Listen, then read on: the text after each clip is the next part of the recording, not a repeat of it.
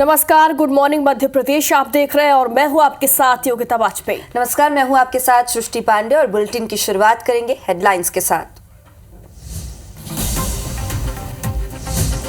इंदौर के पाकीजा शोरूम में अतिक्रमण हटाने पहुंची निगम की टीम। बेसमेंट में बना है रिटेल शोरूम, कर्मचारी कर रहे कार्रवाई का विरोध। आज विजयपुर के बीजेपी प्रत्याशी रामनिवास रावत का नामांकन। शक्ति प्रदर्शन में शामिल होंगे सीएम डॉक्टर मोहन यादव। कांग्रेस प्रत्याशी मुकेश मल्होत्रा भी आज भरेंगे पर्चा। ग्वालियर में बीजेपी विधायक ने पूर्व निगम उपायुक्त के खिलाफ खोला मोर्चा। फायर ब्रिगेड की गाड़ी गायब कराने का आरोप। निगम आयुक्त ने दिए जांच के आदेश। छतरपुर में पेट्रोल पंप पर हुई मारपीट। युवकों ने नशे में पेट्रोल पंप कर्मी को मारा थप्पड़। कर्मियों ने दोनों युवकों को पीटा। और हरदा में पिता के साथ गई बच्ची की मिली लाश। घायल अवस्था में मिली दूसरी मासूम। शव के पास में से एक हथौड़ी भी बरामद। पिता की तलाश जारी।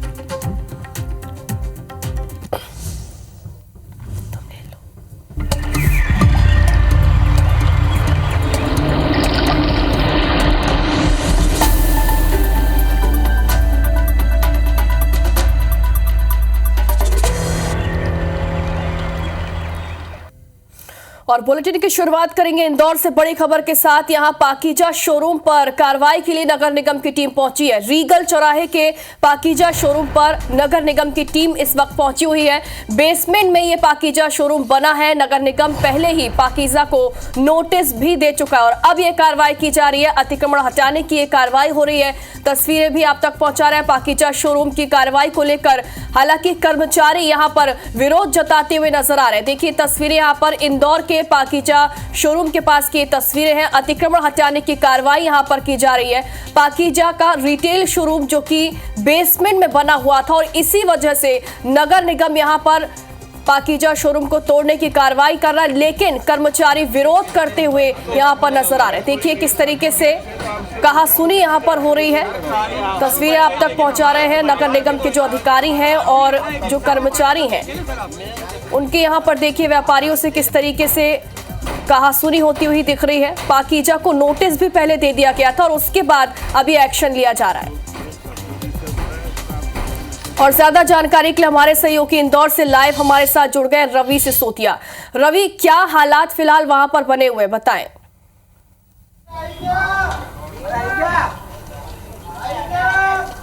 देखिए फिलहाल जो अधिकारी मौके पर मौजूद है और यहाँ पर जो नगर निगम का अमला है अतिक्रमण दस्ता वो अधिकारियों के साथ मौके पर मौजूद है और बताया जा रहा है कि छत पर अवैध निर्माण किया गया है टीन शेड का, वो फिलहाल हटाने की कार्रवाई की जा रही है। आप देख रहे हैं क्योंकि अभी फिलहाल जितने भी अधिकारी हैं वो यहाँ पर मौके पर मौजूद हैं। बताया जा रहा है कि पाकीजा शोरूम के छत पर अतिक्रमण किया गया है और जो टीन शेड बड़ा बनाया गया है उसको हटाने की कार्रवाई पहले की जा रही है।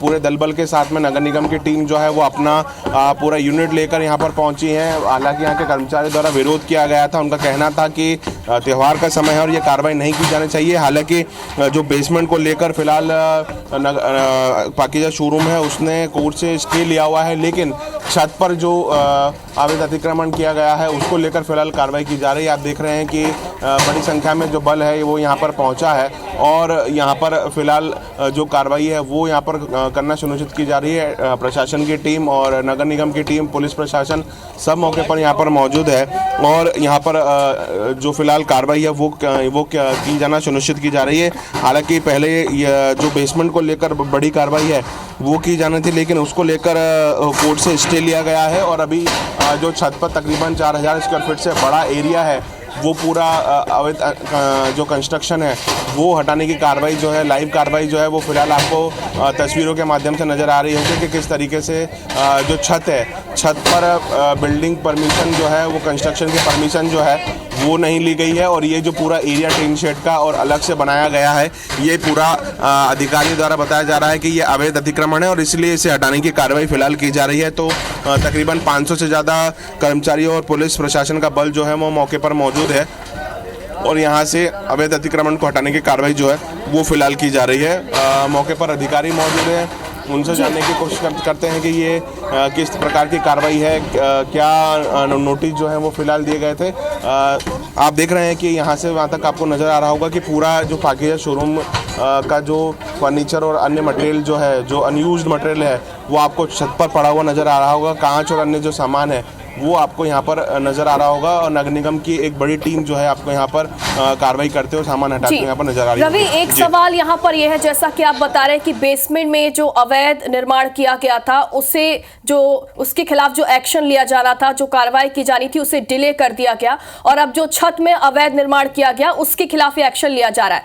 तो क्या ये पूरा जो पाकीज़ा शोरूम है, क्या इसे ही जमींदोज करने की कार्रवाई आगे की जाएगी या फिर सिर्फ बेसमेंट और छत में जो अवैध निर्माण है उसे गिराने की कार्रवाई होगी?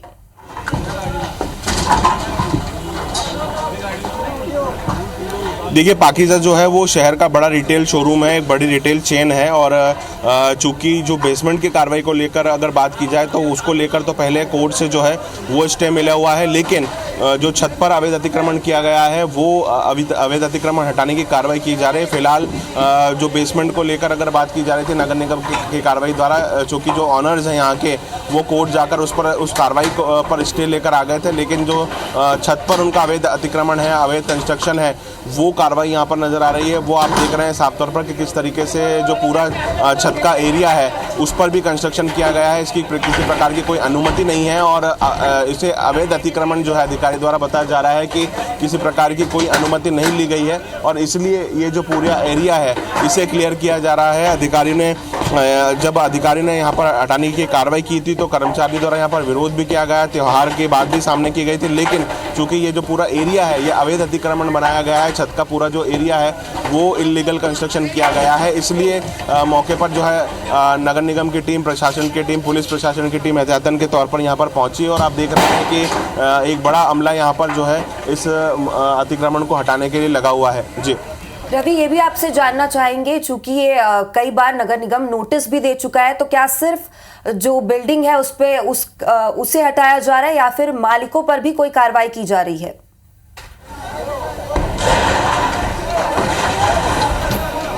देखिए, नगर निगम का जब भी नगर निगम को कोई कार्रवाई करती है तो पहले 3 नोटिस प्रोड्यूस करती है, यानी कि 3 बार जो भी संबंधित व्यक्ति है जिसके खिलाफ अतिक्रमण की कार्रवाई की जानी है उसको 3 बार नोटिस दिया जाता है, 24 घंटे का अल्टीमेटम भी दिया जाता है और वही 24 घंटे का अल्टीमेटम भी पाकीज़ा शोरूम को दिया गया था। हालांकि उनका ये कहना है कि जो नोटिस मिला है वो बेसमेंट की कार्रवाई को लेकर मिला था और उसको लेकर वो स्टे ले चुके थे, लेकिन जो नियम मुताबिक कार्रवाई होती है कि 24 घंटे पहले खुद से ही अपना अतिक्रमण हटाना होता है और जब नहीं हटाया जाता है तो फिर मौके पर टीम पहुंचती है और उस अतिक्रमण को हटाती है। तो फिलहाल आप देख रहे हैं कि जब 24 घंटे के अल्टीमेटम के बाद में छत की जो कार्रवाई है, छत पर जो अतिक्रमण था वो नहीं हटाया गया, तो फिलहाल अब जो टीम है वो मौके पर पहुंची और अपने जो बल है उसके साथ में हटाने की कार्रवाई कर रही है। कि विरोध के बावजूद भी नगर निगम यहाँ पर कार्रवाई अपनी जारी रखे हुआ है। बहुत बहुत शुक्रिया तमाम जानकारी के लिए।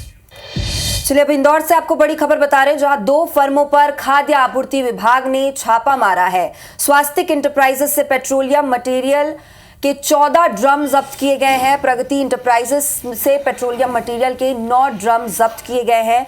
बिना लाइसेंस कर ये पेट्रोलियम मटेरियल की ट्रेडिंग कर रहे थे। सांवेर क्षेत्र में कार्रवाई की गई है। तो देखिए, इंदौर से खबर है, स्वास्तिक इंटरप्राइजेस से 14 ड्रम जब्त किए गए हैं। प्रगति इंटरप्राइजेस से 9 ड्रम जब्त किए गए हैं और ये कार्रवाई जारी है। बिना लाइसेंस के ये मटेरियल की ट्रेडिंग कर रहे थे।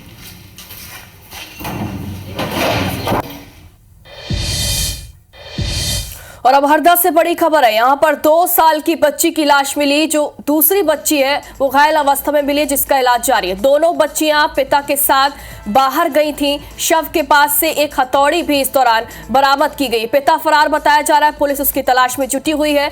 हंडिया थाना क्षेत्र का ये पूरा मामला बताया जा रहा है। हरदा से ये खबर है, बेहद ही संदिग्ध ये मामला नजर आ रहा है। 2 साल की बच्ची की लाश मिली है। 2 बच्चियां अपने पिता के साथ बाहर निकली और इसके बाद एक बच्ची की लाश मिली और दूसरी घायल अवस्था में पाई गई और लाश के पास से हथौड़ी भी बरामद की गई। लेकिन पिता अभी भी फरार है, उसकी तलाश पुलिस कर रही है और हंडिया थाना क्षेत्र का ये पूरा मामला बताया जा रहा है। पुलिस हालांकि परिजनों से, आसपास के लोगों से पूछताछ कर रही है। ज्यादा जानकारी के लिए हमारे सहयोगी कपिल शर्मा हमारे साथ लाइव जुड़ गए। कपिल, बताएं क्या है पूरा मामला, क्या परिजनों से पूछताछ की गई, आसपास के लोगों से जब पूछताछ की गई होगी तो क्या खुलासा हुआ इस मामले में, बताएं। जी, आपको बताना चाहूंगा ये पूरा मामला हंडिया थाना क्षेत्र के ग्राम भंवर तालाब का है, जहां पर मंगलवार को शाम 4 बजे जो प्रदीप कुल्हार है वो अपनी दोनों बेटी, एक 2 साल की सिया एवं 5 साल की बालिका को डॉक्टर का बोल के बाइक से लेके गए थे। लेकिन जब वो 24 घंटे तक घर नहीं आए तो परिजनों ने इधर उधर रिश्तेदारों के यहाँ पता किया। जब कहीं पता नहीं चला तो उन्होंने हंडिया थाने में गुमशुदगी की रिपोर्ट दर्ज कराई। जब पुलिस ने लोगों से पूछताछ करी एवं परिजनों ने जब आजू बाजू के गांव के लोगों में जब पूछताछ करी तो वही पास के गांव में जंगल तक जो रास्ता जाता है वहां पर खेत किनारे एक बालिका मृत अवस्था में पड़ी थी, छोटी वाली, जिसकी उम्र 2 साल है।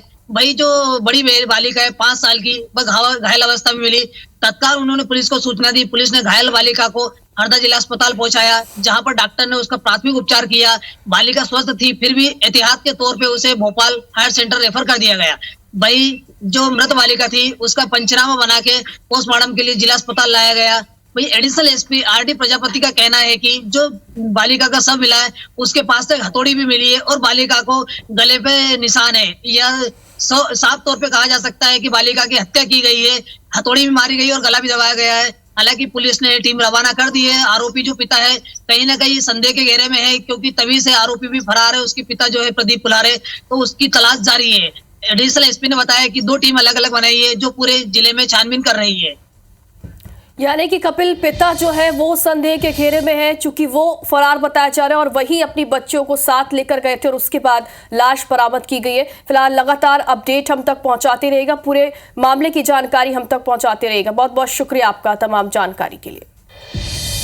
और अब नर्मदापुरम की ये तस्वीरें देखिए, जहां पर रेत माफियाओं ने वन कर्मियों से मारपीट की। 5 लोगों ने वन कर्मियों पर हमला कर दिया और तस्वीरें भी देखिए आप। ट्रैक्टर ट्रॉली की जब्ती के दौरान ये हमला किया गया। ट्रैक्टर ट्रॉली में अवैध रेत भरी हुई थी। मोरंड नदी से रेत का अवैध उत्खनन हो रहा था। हमले में 2 वनकर्मी घायल बताया जा रहा है। सिवनी मालवा थाना क्षेत्र का ये पूरा मामला बताया जा रहा है। हरदा नर्मदापुरम से ये तस्वीरें सामने आई हैं, जहां पर मोरंड नदी से रेत का अवैध उत्खनन किया जा रहा था। रेत माफियाओं ने इस दौरान वन कर्मियों से मारपीट की है। हमले में 2 वनकर्मी घायल बताए जा रहे हैं। तो देखिए, भोपाल से खबर बता रहे जहां आज विजयपुर में प्रत्याशी नामांकन भरने वाले हैं। भाजपा प्रत्याशी रामनिवास रावत आज नामांकन दाखिल करेंगे। उनके साथ सीएम डॉक्टर मोहन यादव भी आज श्योपुर के विजयपुर जाएंगे। विजयपुर में प्रत्याशी के नामांकन में वो शामिल होंगे और नामांकन से पहले रोड शो करेंगे, शक्ति प्रदर्शन किया जाएगा। जनसभा को भी सीएम संबोधित करने वाले हैं। बीजेपी प्रदेश अध्यक्ष वीडी शर्मा भी इस कार्यक्रम में शामिल होने वाले हैं।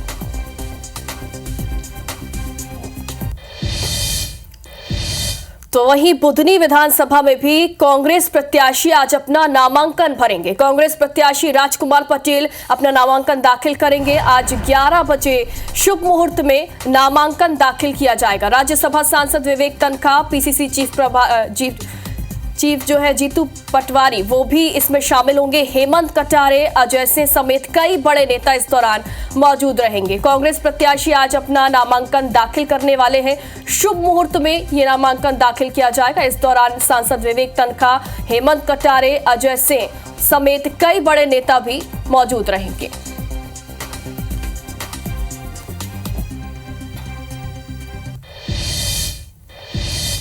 रीवा के राजकपुर ऑडिटोरियम में 5वां रीजनल इंडस्ट्री कॉन्क्लेव का आयोजन किया गया, जिसमें 10 राज्यों के निवेशक शामिल हुए। इस दौरान निवेशकों ने विंध्य के लिए अपने हाथ खोले और करीब 31,000 करोड़ रुपए निवेश के प्रस्ताव आए, जिसकी खुद प्रदेश के मुखिया डॉक्टर मोहन यादव ने प्रेस कॉन्फ्रेंस कर जानकारी दी है। सीएम ने बताया कि विंध्य में औद्योगिक निवेश के लिए सकारात्मक वातावरण से उद्योगपति अभिभूत हुए हैं। सीएम ने बताया कि डालमिया ग्रुप 4 लाख टन उत्पादन क्षमता का सीमेंट प्लांट लगाने जा रहा है। इसमें 3,000 करोड़ रुपए का निवेश होगा। ये प्रदेश का नवीकरण ऊर्जा पर चलने वाला पहला सीमेंट प्लांट होगा। डालमिया ग्रुप पर्यटन के विकास में भी निवेश करेगा। इसके अलावा पतंजलि ग्रुप ने भी 1,000 करोड़ के निवेश का प्रस्ताव रखा। रामा ग्रुप लगभग 500 करोड़ का निवेश करेगा।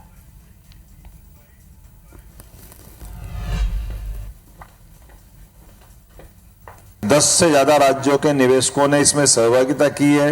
पतंजलि ग्रुप के एमडी बालकृष्ण जी ने प्रदेश में और रीवा में खासकर अपने निवेश की इच्छा जताई है। 1000 करोड़ से ऊपर के निवेश के डालमिया ग्रुप के पुनीत डालमिया ने भी 4 million ton clinker cement factory की घोषणा की है, जिसमें लगभग 3000 करोड़ से ज्यादा का निवेश होगा। इसी के साथ साथ रामा ग्रुप के नरेश गोयल जी द्वारा फर्नीचर सेक्टर में सतना के अंदर 500 करोड़ का निवेश का प्रस्ताव दिया है। खबर ग्वालियर से है, जहां नगर निगम में तैनात एक अफसर पर मनमानी और भ्रष्टाचार के गंभीर आरोप लगे हैं। बीजेपी विधायक प्रीतम लोधी ने आरोप लगाते हुए मोर्चा भी खोल दिया, लेकिन अफसरों की जांच का निष्कर्ष नहीं निकल पा रहा, जिससे कई सवाल भी अब खड़े हो रहे हैं। आखिर क्या है ये पूरा मामला, देखें इस पर यह खास रिपोर्ट। ग्वालियर नगर निगम में एक अफसर की मनमानी को लेकर सत्ताधारी दल के विधायक ने मोर्चा खोल दिया है। दरअसल अतिबल सिंह यादव नाम के अफसर नगर निगम में संविदा नियुक्ति पर अधीक्षक यंत्री के पद पर नियुक्त हैं और बीजेपी विधायक प्रीतम लोधी ने उन पर फायर ब्रिगेड की गाड़ी को गायब कराने, 3 करोड़ रुपए से बनने वाले फायर स्टेशन में गड़बड़ी करने पर, फायर विभाग के 25 कर्मचारियों के घर पर काम कराने और प्रधानमंत्री आवास के 2 फ्लैट अपने नाम पर अलॉट कराने का आरोप लगाया है। फायर ब्रिगेड बेची गई, जिसका नंबर है CPH 7924। इसकी जांच की जाए, ये कब खरीदी गई, कब बेची गई और आज की तारीख में कहां लापता है।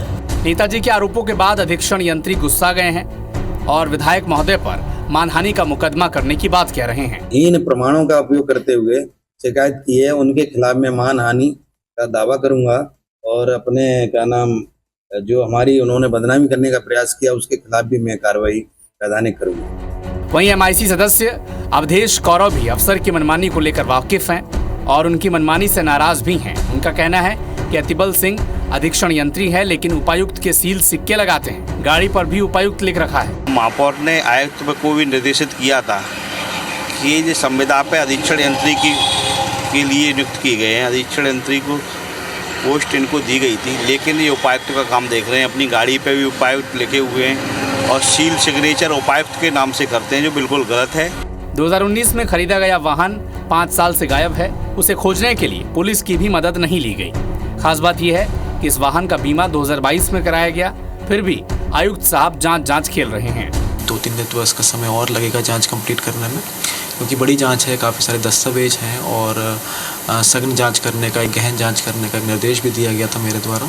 जैसे ही हमें जांच रिपोर्ट प्राप्त होती है, उसके बाद ही हम कोई अग्रिम कार्रवाई कर पाएंगे। एक अफसर के प्रति जनप्रतिनिधि लगातार आवाज बुलंद कर रहे हैं। आरोप भी बेहद गंभीर हैं। फिर भी जांच चंद्रमा पर सुई खोजने की तरह हो रही है, जो कई सवाल उठा रही है। नासिर गौरी, IBC 24, ग्वालियर। चलिए अब ग्वालियर से आपको बड़ी खबर बता दें, जहां पे किशन बाग में कल हुई लूट में बड़ा खुलासा हुआ है। साकिर खान ने पत्नी के साथ मिलकर साजिश रची थी। लोगों का कर्जा ना चुकाना पड़े, इसलिए यह साजिश रची गई थी। पत्नी और खुद के पैर बांधकर घर में लूट का आरोप लगाया था और 4 लाख नगद, सोने चांदी के सामान चोरी करने का भी आरोप लगाया था। बहोड़ापुर थाना पुलिस ने इसका खुलासा किया है। और इधर छिंदवाड़ा के कलेक्ट्रेट में बुधवार सुबह एक प्रेस फोटोग्राफर राजकुमार सोनी का शव मिलने से सनसनी फैल गई। शव परिसर में रखी एक खटारा कार में गमछे से लिपटा हुआ मिला। सूचना के बाद SDOP, TI और FSL की टीम मौके पर पहुंची और पुलिस प्रथम दृष्टया इसे हत्या मान रही है। घटनास्थल के नजदीक मृतक की बाइक, एक अज्ञात स्कूटर, बियर और पानी की बोतल भी मिली। 50 मीटर की दूरी पर मृतक का बैग भी मिला। SP मनीष खत्री ने कहा कि फॉरेंसिक की टीम को घटनास्थल पर किसी भी तरह के संघर्ष के निशान नहीं मिले। मोबाइल भी बॉडी के साथ मिला। मृतक सैंडल पहने हुए है और उसके कपड़ों से छेड़छाड़ भी नहीं हुई है। कोतवाली TI उमेश गोल्हानी ने कहा कि सभी बिंदुओं पर जांच की जा रही है और मामले की जांच SIT करेगी।